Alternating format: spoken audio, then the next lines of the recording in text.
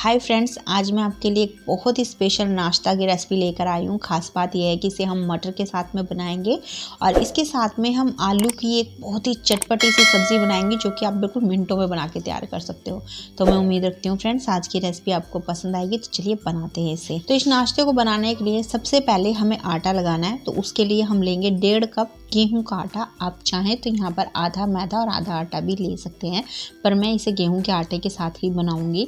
अब इसमें करीबन 1.5 टेबलस्पून ही सूजी डाल देंगे। मेरे पास बिल्कुल फाइन वाली सूजी थी, इसलिए मैंने यहाँ पर 1.5 टेबलस्पून यूज़ किए हैं। अगर आपके पास मोटी वाली सूजी हो तो आप यहाँ सिर्फ 1 टेबलस्पून ही डालना है। सूजी डालने से जो हमारी पूरी है वो बहुत ज़्यादा खस्ता बनती हैं। और आधी छोटी चम्मच अजवाइन डाल देंगे। अजवाइन को हल्का सा क्रश करके ऐड करेंगे ना तो ज़्यादा बढ़िया फ्लेवर आएगा। और 3/4 टीस्पून डाल देंगे नमक और साथ में ही 1.5 टेबलस्पून डाल देंगे ऑयल। आप यहाँ ऑयल की जगह घी भी ले सकते हैं। अब इन सारी चीज़ों को एक बार हम मिक्स कर लेंगे और मिक्स करने के बाद अब लेंगे हम पानी और इसमें थोड़ा थोड़ा करके डालते हुए एक इसका नरम आटा लगाएंगे। तो फ्रेंड्स इसके अंदर हमें स्टफिंग करनी है, तो उसके लिए आपने आटे को थोड़ा सा नरम ही लगाना है। वैसे भी इसमें हमने सूजी डाली है, जब इसको हम रेस्ट पे रखेंगे तो आटे का जो टेक्सचर है वो थोड़ा सा पहले के मुकाबले जो है टाइट हो ही जाएगा। तो अच्छे से 4-5 मिनट मसल के आपने बिल्कुल इस तरीके से देखिए चिकना और स्मूथ सा ये आटा लगा लेना है। और इस आटे को लगाने के लिए मैंने 1 कप पानी लिया था, उसमें से आप देख सकते हो करीबन 2 से 3 टेबलस्पून मुझे पानी यहाँ बच गया है। आपको हो सकता है ये भी पानी लग जाए। कई बार मुझे 1 कप पानी लग जाता है और कई बार बच भी जाता है। ये डिपेंड करता है कि आटे की जो क्वालिटी है वो कैसी है। तो बस अब इसको हम ढक कर साइड में रख देंगे। अब इसके बाद हम आलू की एक चटपटी सी सब्जी बनाएंगे जो कि बिल्कुल मिनटों में बनके तैयार हो जाती है। बस इसके लिए आपने लेने हैं छोटे साइज़ के आलू। तो मैंने यहाँ छोटे साइज़ के जो आलू है ना, इनको करीबन 1 सीटी लगाकर उबाल के ले लिया है। आप चाहें तो बड़े भी ले सकते हो। बड़े साइज़ के अगर आप आलू लो तो उनको आप जो है 2 से 3 पीस में कट कर लेना। अब इन आलूओं में इस तरीके से हम होल कर देंगे। ऐसा करने से जो भी मसाले हम यूज़ करेंगे ना वो सारे इनके अंदर तक जाएंगे, जिससे आलू खाने में बिल्कुल भी फीके नहीं लगेंगे, बहुत ही ज़्यादा चटपटे और टेस्टी लगेंगे। तो बस एक बार सारे जो आलू इनमें इस तरीके से होल कर लेंगे। अब इसके बाद आंच पे हम एक बर्तन रखेंगे और इसके अंदर हम डाल देंगे करीबन 1 छोटी चम्मच सौंफ, आधी छोटी चम्मच काली वाली सरसों डालेंगे, साथ में ही आधी छोटी चम्मच पीली सरसों डालेंगे। आप यहाँ पर राई भी यूज़ कर सकते हो इन दोनों की जगह पर। आधी छोटी चम्मच साबुत वाली काली मिर्च ऐड करेंगे, साथ में ही आधी छोटी चम्मच मेथी दाना डालेंगे और 1/4 छोटी चम्मच इसमें डाल देंगे अजवाइन और साथ में ही डालेंगे करीबन 4 से 5 साबुत वाली मिर्च। तो मैंने यहाँ पर तीखी वाली मिर्च यूज़ की है फ्रेंड्स, आप यहाँ पर कश्मीरी मिर्च भी ले सकते हो। अब इन सभी मसालों को हम लगातार चलाते हुए थोड़ा सा सेक लेंगे ताकि इनके अंदर की नमी खत्म हो जाए और साथ में जो इनकी खुशबू है वो और ज़्यादा इन्हेंस हो जाए।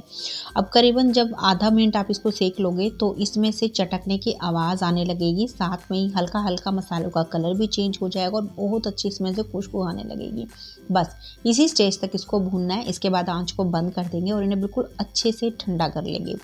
जब ये सारा जो मसाले हैं ठंडे हो जाएं उसके बाद हम एक जार लेंगे और मसाले इसके अंदर ऐड कर देंगे और बस ढक्कन लगाकर इसे पल्स मोड पर पीस लेंगे। यानी कुछ सेकंड चलाना है, फिर बंद करना है, फिर चलाना है, फिर बंद करना है।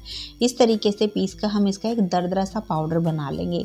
वैसे आप चाहें तो बिल्कुल फाइन पाउडर भी बना सकते हो। वैसे दरदरा पाउडर बनाएंगे ना तो उसका जो टेस्ट होता है वो ज़्यादा बढ़िया आता है। तो बस अब हमारी सारी तैयारी हो गई है। अब इसके बाद हम दोबारा से एक बर्तन आंच पे ले लेंगे और इसके अंदर हम डालेंगे 2 टेबलस्पून सरसों का तेल और इस तेल को अच्छा सा गरम कर लेंगे। जब इसमें से धुआं उठना शुरू हो जाए उसके बाद आप इसे थोड़ा सा ठंडा कर लें। उसके बाद ही इसमें हम डालेंगे आधी छोटी चम्मच जीरा, साथ में ही 1/4 छोटी चम्मच कलौंजी और 1/4 छोटी चम्मच ही इसमें हींग डाल देंगे। अब इनको हल्की आंच पे भून लेंगे। कुछ सेकंड इनको भूनने के बाद इसमें हम आलू डाल देंगे और आलूओं को हम मीडियम या फिर तेज़ आंच पे करीबन 1 से 1.5 मिनट के लिए ऑयल के अंदर ही भून लेंगे। ऐसा करने से आलूओं का जो टेस्ट होता है वो और भी ज़्यादा बढ़िया आता है। बस अब यहाँ पर हम 1/4 छोटी चम्मच हल्दी पाउडर डाल देंगे, साथ में ही आधी छोटी चम्मच तीखी वाली लाल मिर्च ऐड करेंगे तो लाल मिर्च फ्रेंड्स आप अपने टेस्ट के हिसाब से इसमें डालना, क्योंकि जब हमने खड़े मसाले को सेका था उस स्टेज पे भी हमने तीखी वाली मिर्च ऐड की थी। अब नमक भी आप अपने टेस्ट के हिसाब से ही इसमें डाल दें। बस अब साथ में ही डाल देंगे अचारी मसाला जो हमने तैयार किया है। तो मैंने यहाँ पे सारा मसाला ऐड नहीं किया है, करीबन आधा से पौना चम्मच के आसपास मैंने मसाले को बचा लिया, मुझे थोड़ा ज़्यादा लगा था। तो आप ऐसे ही अपने हिसाब से इस मसाले को यहाँ पर ऐड करना। बस अब इन सारी चीज़ों को पहले हम अच्छे से मिक्स कर लेंगे और उसके बाद धीमी आंच पे करीबन 1 से 2 मिनट के लिए इसे भून लेंगे। जब मसालों के साथ में इसको हम भूनेंगे ना, तो जो ये मसालों का फ्लेवर है वो आलू के अंदर तक जाएगा, जिससे ये खाने में और भी ज़्यादा चटपटे और टेस्टी लगेंगे। अब फ्रेंड्स मैं यहाँ पर आमचूर पाउडर डालना भूल गई थी, अगर हो सके तो आप इसमें आधी छोटी चम्मच आमचूर पाउडर भी डाल देना, उससे हल्की सी खटास आएगी इनमें, जो कि बहुत ज़्यादा टेस्टी लगेगी। अगर आमचूर पाउडर नहीं है तो आप लास्ट में यहाँ पर नींबू का रस भी ऐड कर सकते हैं। तो बस अब इसमें हम बारीक चॉप करके धनिया पत्ती भी डाल देंगे और इसे मिक्स कर लेंगे। तो बस तैयार है हमारी बिल्कुल चटाकेदार से अचारी आलू। तो बहुत ही चटपटे और टेस्टी लगते हैं खाने में फ्रेंड्स। इसको सिर्फ आप पूरी के साथ नहीं, अपनी मनपसंद कोई भी रोटी, पूरी, पराठे के साथ भी खा सकते हैं। बहुत मज़े की रेसिपी है।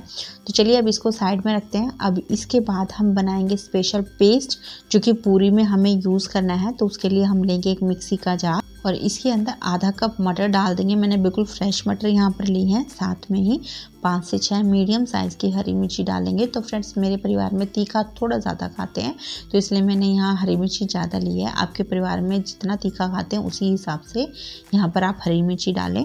और साथ में 4 से 5 लहसुन की कलियाँ ऐड कर देंगे। अगर आप लहसुन नहीं खाते हो तो आप यहाँ पर लहसुन को स्किप भी कर सकते हो। आधा कप डाल देंगे इसमें धनिया पत्ती और बस ढक्कन लगा के सारी चीज़ों को अच्छे से पीस लेंगे।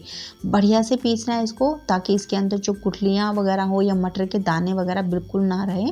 और कोशिश करें कि इसमें पानी आप बिल्कुल मत यूज़ करें। पानी यूज़ करेंगे ना तो आगे का जो प्रोसेस है वो थोड़ा सा लंबा हो जाएगा।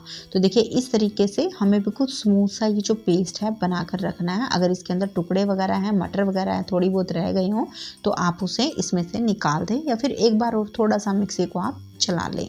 तो बस अब ये पेस्ट तैयार हो गया है। इसके बाद हम आंच पे कढ़ाई रखेंगे और इसके अंदर हम 1 टेबलस्पून ऑयल डाल देंगे। इस तेल को हल्का सा गर्म कर लेंगे। उसके बाद इसमें 1/4 छोटी चम्मच हींग डालेंगे। साथ में ही आधी छोटी चम्मच डालेंगे जीरा। 1 छोटी चम्मच सौंफ ऐड करेंगे। तो सौंफ फ्रेंड्स आपने ज़रूर ऐड करना है। इन पूरी के अंदर सौंफ का बहुत बढ़िया टेस्ट आता है। बस अब इन्हें ना मीडियम आंच पे हल्का सा भून लेंगे। अब इसके बाद इसमें हम डाल देंगे मटर का पेस्ट जो हमने तैयार किया है। साथ में ही इसमें 1/4 छोटी चम्मच हल्दी पाउडर डालेंगे। करीबन 3/4 छोटी चम्मच डाल देंगे नमक, या फिर नमक को आप अपने टेस्ट के हिसाब से यहाँ पर डाल दें। और आधी छोटी चम्मच डाल देंगे आमचूर पाउडर। इससे स्टफिंग में हल्की सी खटास आएगी, जो कि खाने में बहुत ज़्यादा टेस्टी लगती है। तो बस अभी आंच को हम लो और मीडियम के बीच में कर देंगे और इस मिक्सचर को अच्छे से पकाएंगे जब तक कि मिक्सचर थोड़ा सा गाढ़ा होकर डो जैसी फॉर्म में नहीं आ जाता। इस बीच में आपने इसको लगातार चलाते हुए ही पकाना है और थोड़ा पेशेंस के साथ पकाना है, क्योंकि हमने कच्चे मटर यूज़ किए हैं। अगर अच्छे से पकाएंगे नहीं तो जब हम पूरी में इनको बेलेंगे ना, तो मटर कच्ची रहने की वजह से हमारी पूरी भी फट जाएगी और साथ में टेस्ट भी इतना अच्छा नहीं आएगा। तो करीबन 5 से 7 मिनट इसे भूनने के बाद आप देख सकते हो कि यहाँ पर जो मिक्सचर है उसका कलर भी चेंज हो गया है और बिल्कुल डो जैसी फॉर्म में अभी आ गया है। आप देख सकते हो कढ़ाई में बिल्कुल अच्छे से घूम रहा है। वैसे तो ये मिक्सचर बिल्कुल ठीक मतलब अच्छे से कुक हो चुका है, फिर भी आप चाहें तो इसको चेक कर सकते हैं। चेक करने के लिए अपने मिक्सचर को ना थोड़ा सा इस तरीके से हाथ में लेके एक बोल बना के देखनी है। जैसे आप यहाँ देख रहे हैं बहुत अच्छे से हम इसकी बोल जो है बना पा रहे हैं। इसका मतलब मिक्सचर बढ़िया से कुक हो गया है। अगर आपके मिक्सचर की बोल नहीं बनती है तो आप थोड़ा सा और उसे पका लेना। तो बस आँच को हम बंद कर देंगे और इसे हम साइड में रख देंगे। अब इसके बाद जब ये मिक्सचर थोड़ा सा ठंडा हो जाए, उसके बाद हम इस तरीके से इसकी छोटी छोटी बोल्स बना लेंगे। तो बोल्स का जो साइज़ है ना वो आप अपनी पसंद के हिसाब से रख सकते हो। जितने भी छोटी या बड़ी साइज़ के आपने पूरी बनानी है उसी हिसाब से आप यहाँ इसकी छोटी छोटी बोल बनाकर तैयार कर लें। वैसे मैंने यहाँ पर थोड़े से मीडियम साइज़ की बोल्स ही बनाई हैं। तो एक बार सारा जो मिक्सचर है इसकी हम बोल बनाकर तैयार कर लेंगे। अब इसके बाद जो आटा हमने रखा है इसको हल्का सा हमने गूँथ लेना है, करीबन आधा पौना मिनट के लिए, ताकि ये दोबारा से बिल्कुल चिकना और स्मूथ सा हो जाए। उसके बाद इस आटे में से हम इस तरीके से पूरी के यानी मीडियम साइज़ के थोड़े पोर्शन तोड़ लेंगे। आप चाहें तो साथ साथ में भी तोड़ सकते हो, मतलब जब पूरी को आप बनाओ तभी आप तोड़ सकते हो, या फिर इस तरीके से सारे आटे की जो पोर्शन है वो तोड़कर आप पहले रख भी सकते हो। तो अब इसके बाद बस हमने एक पोर्शन लेना है और इसकी पहले हम एक चिकनी सी लोई बना लेंगे। लोई बनाने के बाद अब अंगूठे और उंगली से हमें इसको इस तरीके से थोड़ा सा बड़ा करना है कि इसके जो किनारे हैं वो थोड़े से पतले रहें और सेंटर में ये हल्की सी मोटी रहे, ताकि जब इसके अंदर हम स्टफिंग भरें तो वो स्टफिंग जो है बाहर ना निकले। तो बस अभी जो बॉल हमने बनाई है ये इसके अंदर डालेंगे और इसको अंगूठे से अंदर की तरफ नीचे की तरफ प्रेस करेंगे और किनारों को ऊपर की तरफ खींचते हुए इसको बंद कर लेंगे। और उसके बाद उंगलियों से हम लोई के सेंटर में हल्का सा प्रेशर देंगे ताकि जो स्टफिंग है वो लोई के किनारों तक चली जाए और जब इसको हम बेलें तो ये बिल्कुल भी फटे नहीं। अब इसके बाद आप लोई पे थोड़ा सा ऑयल लगा दें, साथ में ही चकला और बेलन पे भी ऑयल लगा दें ताकि जब पूरी को हम बेलें तो वो इसके ऊपर फटे नहीं। बस इस तरीके से सेंटर में हल्का सा प्रेशर देते हुए हम इसको बेल लेंगे। तो बहुत हल्के हाथों से आपने इसको बेलना है और पूरी का जो साइज़ है वो आप अपनी पसंद के हिसाब से रख सकते हैं। जैसे भी बड़े या छोटे साइज़ की आप पूरी बनाते हो उसी तरीके से आप यहाँ पूरी को बेल लो। बस आपने इसकी जो मोटाई है वो मीडियम रखनी है, जैसे आप यहाँ देख रहे हो। तो इसी तरीके से आप चाहें तो एक साथ में ही 4-5 जो पूरी है वो बेल के रख सकते हो, या फिर साथ साथ में भी आप बेल सकते हो।